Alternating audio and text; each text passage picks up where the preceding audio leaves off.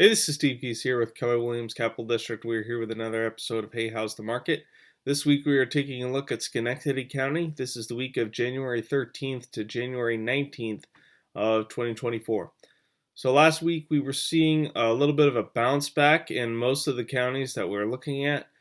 So this week, looking at Schenectady County, we're still seeing evidence of that.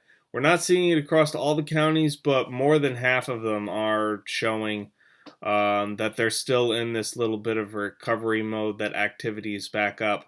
So now that we're looking at winter market, first time trying to figure out, hey, what exactly does a winter market look like?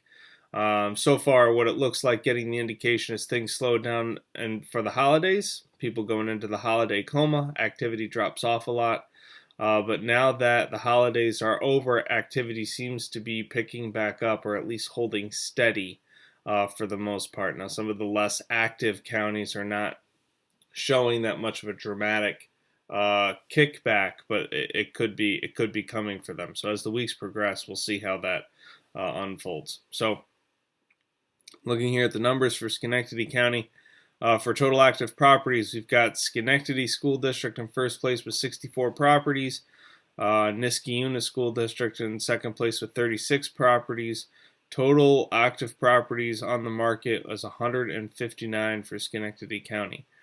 New pending properties. For first place, we've got Niskayuna School District with 9 properties under contract this week. Mahonison and Schenectady School District in second place, each with 6 properties under contract this week. Total new pending properties for the week is 28 properties. Closed properties for this week, we've got Mahonison and Schenectady School District in first place, each with 4 properties closed this week. Niskayuna School District and Scotia Glenville in second place, each with 2 properties closed for this week. Total closed properties this week was 13. Price points. 150 to 200,000 took first place with 7 properties under contract, had the highest chance of selling at just over 24%. $250 to $300,000 took second place with 6 properties under contract, standing the second best chance of selling at 20.7% chance. By school district, Mahonison had first place with stood the best chance of selling with just over 27%. Niskayuna and Scotia Glenville each stood the second best chance of selling at 25%. Niskayuna had almost twice the inventory of Scotia Glenville.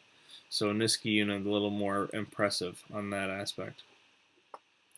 Total chance to sell in all of Schenectady County was 17.6%. That's the highest that this has been since the middle of October for chance to sell. And highest sale in the school district was $440,000 in Chalmont School District, a 4-bed, 2.5 bath Cape Cod home. All right, looking on the charts. So looking at active inventory, we could see that it has kind of steadied out a little bit.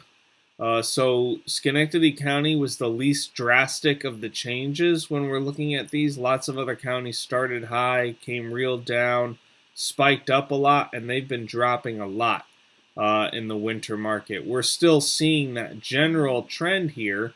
As you look at the moving average line, how it's going, you can see the dip, we can see it coming back out, and then we can see as it starts to head back down. But it is not nearly as dramatic as a lot of the other counties. So you can see that total active inventory has stabilized for now in Schenectady County.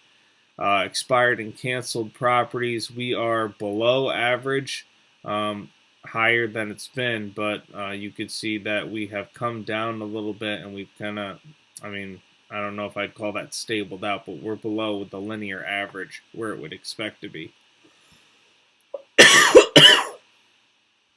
New activity. So we can see here, looking at the end, we can see our orange and our blue dots are how it come up. Here was the trend where we were at. Things were going down pretty sharp. We could see the linear, the moving average here that kind of like drops right off. But we can see that our blue dots are active, are new actives, and our orange dots are new pendings. are bringing up. Sold is not coming back up. It's still on a little bit of a downward trend. I'm not even sure why the moving average goes up right here. There's no data. That's the week that we skipped. There's something wrong with the graph, I think. Pulling it up. It really should just be going down mostly. That shouldn't go up at all right there. But we are a little bit behind there, so that's kind of why it would not recover at the same. Or maybe there's something going on. Maybe things aren't closing right. Average days on market. So you can see average days on market for the active properties leveled off, and now it's kind of sharply dropped. So this is not something that's prone to extravagant like changes. Real quick, because this is the average days of all the active properties on the market. So that active inventory would have to change significantly in order for the days on market to change. So this drop off right there, that's telling you that the properties that have been under contract for a while, not under contract, properties that have been on the market for a while are coming off the market, either by expiring or more likely going under pending. As we look at the pending days on market, we're not as high as we were last week, but you can still see that we're up. We're pretty far above the linear average, so showing us that those longer properties that have been on the market, those are selling. And then finally, we've got the average price. This is very stable here. Both linear trends for both sold and pendings are showing upward. Sold is going up more than the pending, which is what we've been seeing in pretty much every county. Doesn't matter which way one's going.